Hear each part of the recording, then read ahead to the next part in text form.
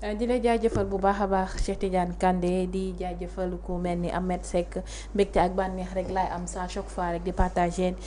suñu ay doyen yu mel ni ñoom plateau bi ndaxte dañ ciy jëlee ab njàngat bu bees li nga xamante ni mooy tolluwaay réew mi moo tax dama naan à chaque fois rek man maa ciy bénéficié wu ci jotaay yu mel nii ndax maa ciy jëlee ab xam-xam bu bees li nga xamante ne moo xew ci réew mi waxtaan bi nag dañ koy daal di dooree ami internetu VIP People ci émission fi réew mi toll jëmale ko si li nga xamante ne ñu ngi naan division interne ci li nga xamante ne am na au sein de l'APR Cheikh Tidiane ban gis-gis nga am tey bi nga gisee ñenn ñi nga xamante ne ku mel ni Abdoulaye Seydou Sow ku mel ni Abdoulaye Daouda Diallo ñu gis leen ci dialogue bi te après dialogue bi mu jur benn tension boo xamante ne au sein de l'APR. waaw xam nga APR nag dafa entamé mutation et loolu c'est tout à fait normal ah. parti boo gis buy soog a juddu. benn ambition lay am mooy la conquête du pouvoir boo demee ba conquérir le pouvoir amatoo lenn lu la dese lu dul jëm ko maintenir téye ko. APR conquérir na le pouvoir en 2012 et ils l'ont tenu jusqu'en 2024 maanaam 12 ans de règne. Et quand tu perds le pouvoir la réalité bi nga xam ne moom mooy dal parti yi ñàkk nguur doo ci mën a mucc. maanaam da ngay effrité wu parti bi day tas bu tasee nag dafay dellu ci mutation maanaam jéem a renaître boo déggee na parti bu tas maanaam dafay am ñi nga xam ne ci la ñu bokk mais ñoom dañuy dem génn ci dem ñi nga tudd nii bàyyi nañu APR yàgg na Abdoulaye Diouf Sarr bokkatul APR sénégalais yi ñoo koy fàtte dem na quoi il n'est plus à l'APR quoi il a quitté il a son mouvement Abdoulaye Seydou Sow moo ci des mais moom it il a ce qu'on appelle une communication chronologique qui renseigne sur ce qu'il pourra faire demain dafa toog mu ne bi may nekk ministre j'étais hyper puissant mais tey jii kenn du ma woo téléphone sama téléphone du sonné benn yoon ku dëgg xam na fu muy waxee maanaam amatul influence boobu nga xam ne amoon na ko ci biir parti bi mais yemul foofu bu mu demee fee nee na bi ma laataa maa dem ci dialogue bi bind naa message Macky mais tontuwuma mënoon na yem rek bind naa message Macky yem fa mais nee na Macky tontuwuma loolu muy wone ni am na y a quelque chose qui ne va pas entre lui et le président de la République déjà donc mu jóge APR waruñu bett bu fa desee itam kon xamal ne am na lu xew diggante ak Macky Sall parce que ñoom ils reconnaissent que le parti appartient au président Macky Sall loolu mooy dëgg ñi si des mais ñoom Mame Boye Diao Mame Boye am na parti bu bees muy tudd Aris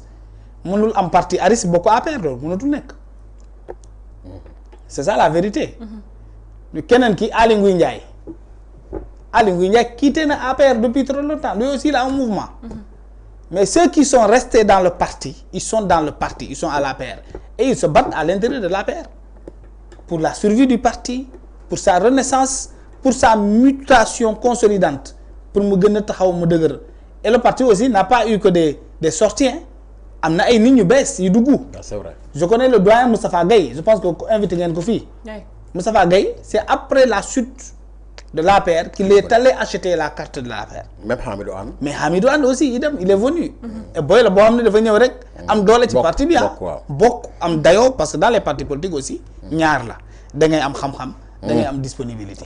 booy bi am na xam-xam am na disponibilité mu ngi doxal parti bi. jaral na ko mu fay dagg billet dem ba Nations Unies di dem dénoncer les pratiques qui se passent ici. dem fu ne donc le parti même s'il rencontre des difficultés ñi nga xam ne ñoo ci gën a fës dem ci boor bee te xaaruñu leen foofu ñooñu bàyyoon nañ parti ba pare donc c'est ce que les Sénégalais doivent comprendre et penser que l'APR aussi est tombé dans l'eau comme ça ce n'est pas facile ah du yomb de parce que APR dafa am chance boo xam ne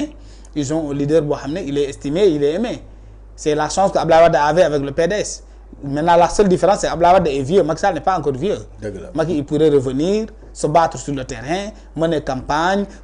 remobiliser les troupes boolewaat ñëpp ci benn bool bi ñu dem reconquérir le pouvoir. et je pense que agissement yi ngay gis gars yi di def nii yëpp pour loolu la quoi bëgguñu Macky ñëwaat fii nekk fii di menacer bu ñëwee dinañ ko jàpp duñ jàpp kenn. il ne peut pas arrêter Macky Sall s'il veut revenir ici il va revenir y aura rien dara du xew loolu mooy vérité loolu mooy dëgg il va revenir day dem doxantu dem seeti sëriñ si dem fii ci këram fii nan la tudd fii sax Mermoz ñu toggal ko ceebu jën bu neex mu añ woo Marème nee ko xoolal añ tey ceeb bu neex laa añ am na bëggëj am na lépp mu dem romb buntu bare boo ma du sax mu taxaw ci oto bi def ni Bassirou Diomaye Faye doxantu jàll dem ba Fatick gars yi di ko topp dem ba Fatick voilà dem añ benn mbaxalu Saalum ah non c'est ça la vérité su ko neexee mu ñoqali dem ba Fuuta bu ko neexee dem Fuuta voilà dem lekki njoorndi xam nga njoorndi voilà dem ci njoorndi bi su ko neexee sax dem nuyu sa mbokk yi Casamance ñu defaral ko kaldu futu wala maafe suppu kanje wala maafe gerte ak yeneen donc Macky c'est un Sénégalais accompli il a son parti entre ses mains il a des responsables comme Pape Malick Ndour Thérèse Faye Diouf les autres qui font des merveilles aussi dans le parti le parti il est structuré il tient des rencontres régulièrement maintenant le reste c'est nos parents là de l'autre côté maa ngi dégg sax benn boy bu ay ndeysaan nee na xar bu jënd xar du jënd xar du tabaski xar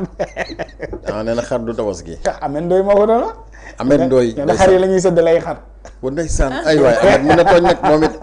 Ndoye un garçon très courageux nee na xar du lekk xar yaa su dee nga fi léegi ku am solo ku mel ni Pape Malick Ndour ci jamono ji à chaque fois rek ñu gis ñu génn teg dara day génn indil leen beneen vérité boo xamante ne ñoom liñ teg ute naag li nga xamante ne mooy réalité bi waaw mais c'est parce que c'est la nature de ce régime là le régime là n'est pas dans la vérité madame c'est difficile à dire mais c'est un régime qui est dans le faux qui est dans la manipulation qui est dans le mensonge qui est dans le combat dans le gatsa éternel ce qui fait que voilà le résultat qu'on nous donne aujourd'hui loolu mooy dëgg c'est un régime qui n'est pas dans la vérité qui est dans le faux tous les soirs tous les matins pourquoi je le dis Mohamed suñuy texte gis nga état au Sénégal amul état bu ko gën a organiser si dëgg la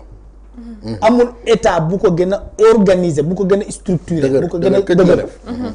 je parle sur le plan administratif gis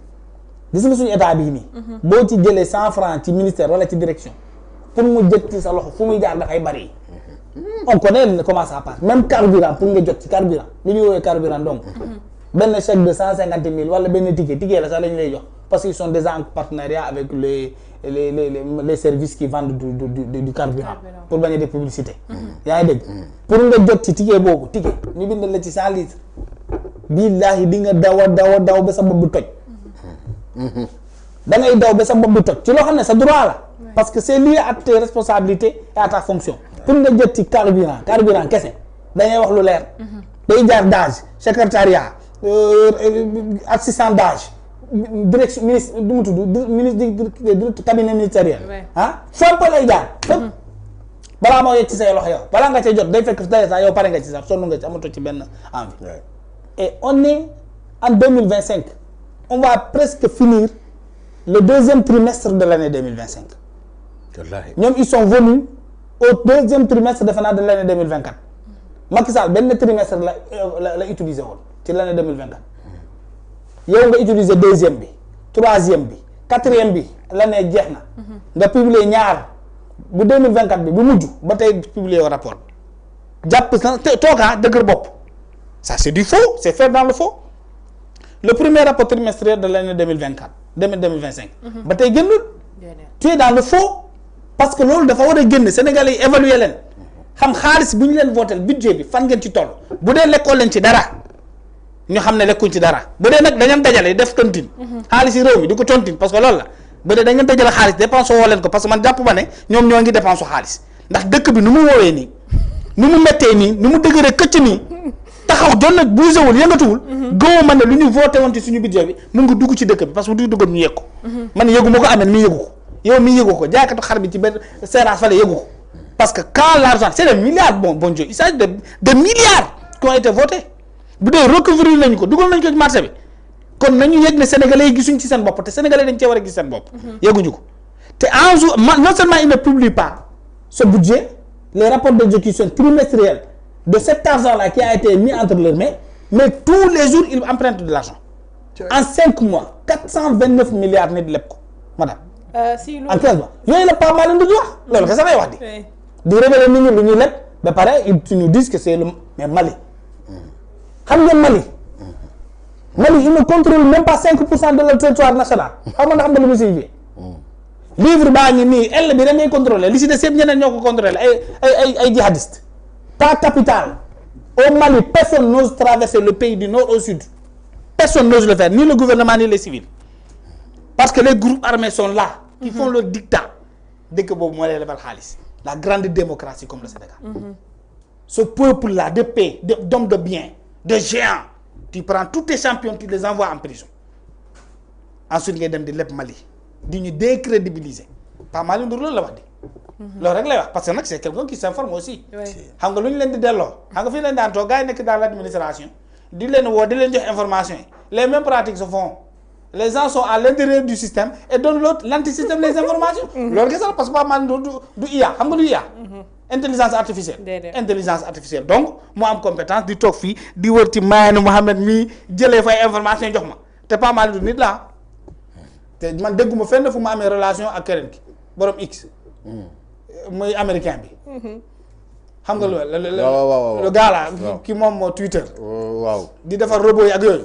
du mbokku pas Malick Ndour. du mbokkam kon nit simple la du robot. X ko moom sax waaye. Elon Musk voilà Elon Musk. Elon Musk du mbokku pas Malick Ndour. ba ñu naan da ko robotiser ba il est capable d'entrer dans la tête de Ousmane Sonko et de Bassirou Diomaye Faye di jël information non c'est parce que il est informé et qu'il informe ce sont les Sénégalais qui sont là dans l'administration. mu nekk jàngat bu am solo boo xamante ne Ahmed gis nga Cheikh def na ko par rapport ak li nga xamante ne xew na ci biir APR ñu naan ku mel ni